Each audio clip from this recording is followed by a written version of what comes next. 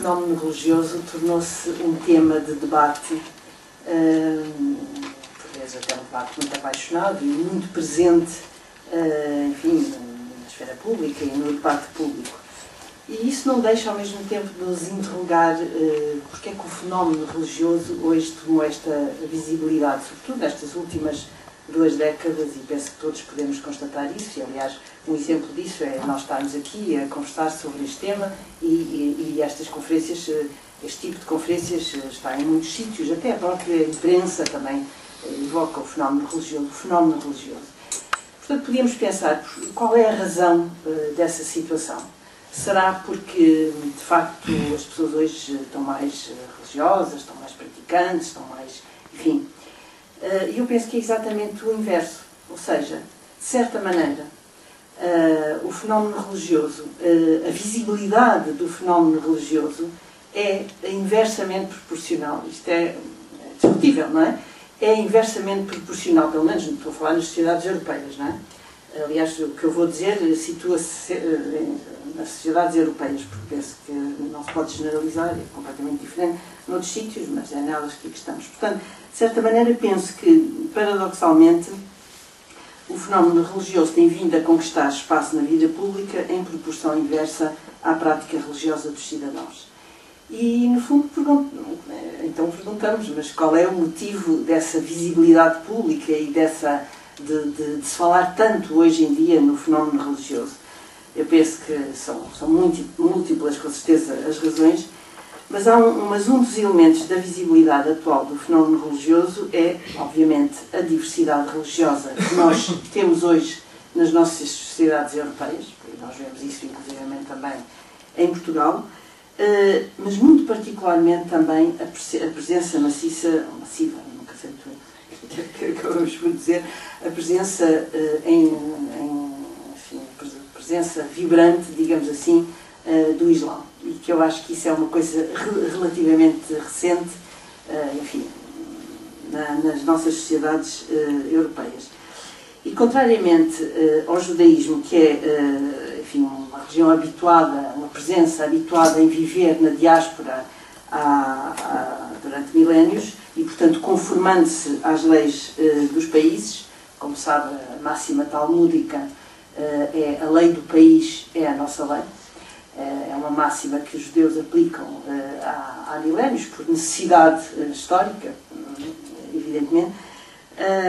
Mas, contrariamente, portanto, ao judaísmo, que tem essa habituação histórica, essa história de vivência em diáspora, a presença islâmica é uma presença religiosa, não tem essa experiência histórica de separação entre a vivência cívica e a vivência religiosa.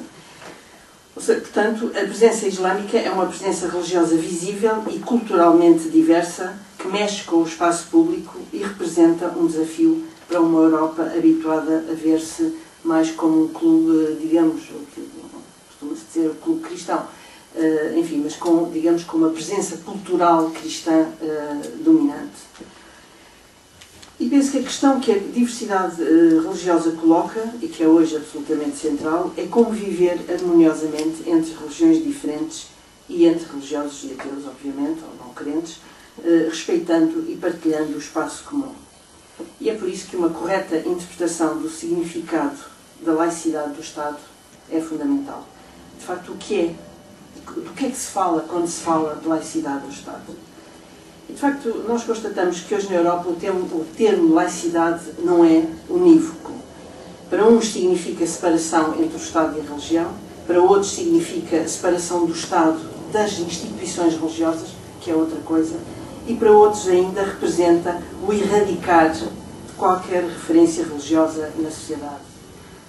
E a ambiguidade do termo tem-se revelado claramente na diferente interpretação que dela fazem os vários atores e intervenientes sociais e políticos e até os próprios legisladores na Europa e até em Portugal. E, aliás, verificam-se até nas próprias polémicas, por exemplo, cada vez que alguém encontra um símbolo religioso, uma cruz numa escola, ou, por exemplo, quando o Cardeal Patriarca vai inaugurar um espaço público, há sempre esta polémica recorrente. Portanto, é fundamental, de facto, nós percebermos o que é que falamos quando falamos de laicidade. Por outro lado, nós constatamos que também no Ocidente, no Ocidente democrático, não é? Existem diversos sistemas diferentes de liberdade religiosa e diversos sistemas de relacionamento do Estado com as confissões religiosas. Há países, por exemplo, como a Inglaterra, em que há uma religião do Estado. Outros em que o Estado não reconhece nenhuma religião em particular, como a França. E então coloca-se a questão, será que a separação entre a religião e o Estado é condição da democracia? Qual é o lugar do religioso nos sistemas democráticos? Portanto, esta é a segunda questão que eu iria abordar.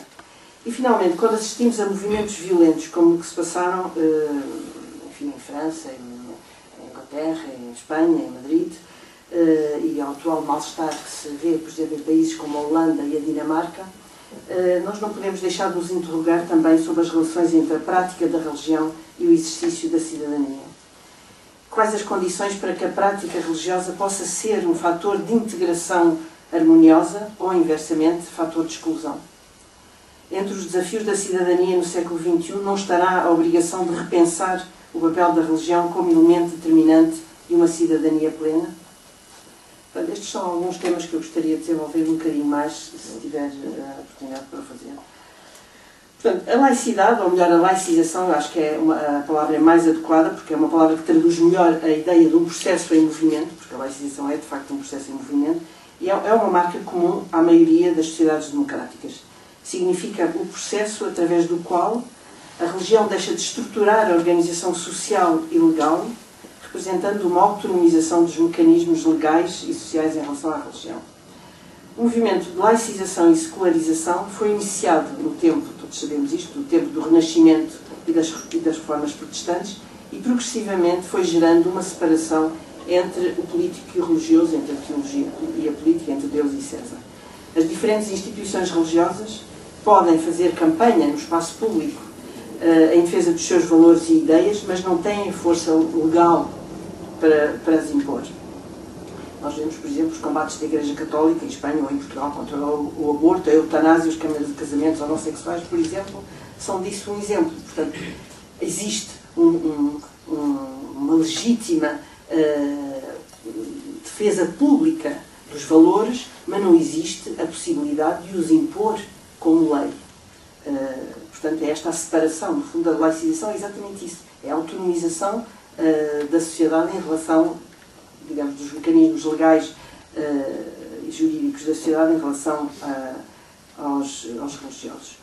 E nos países predominantemente católicos, marcados pelo conflito entre o Estado e a Igreja, a laicização foi normalmente imposta por cima a partir do Estado. Nos países protestantes, onde as igrejas conheceram uma mutação interna profunda, a autonomização da sociedade em relação à religião partiu de baixo, em geral, da própria sociedade civil. Assim, a laicização tomou e toma formas diferentes em cada país, em função da sua história e cultura, e não se confunde com a não confessionalidade do Estado. Enquanto hoje, por exemplo, países como a Espanha, a Itália e Portugal têm um estatuto de separação com cooperação com as diferentes confissões, e a França de separação sem cooperação, embora isto também esteja a evoluir, a Inglaterra e a Dinamarca, por exemplo, são Estados confessionais nos quais a Igreja tem um estatuto nacional.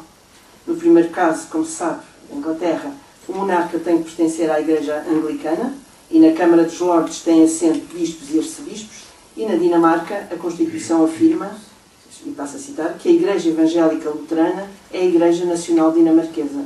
Por seu turno, a Constituição grega consagra a Igreja Ortodoxa Oriental como religião dominante, e na Irlanda e na Polónia invoca-se a Santa Trindade, e a Constituição alemã, por exemplo, declara o povo consciente da sua responsabilidade perante Deus.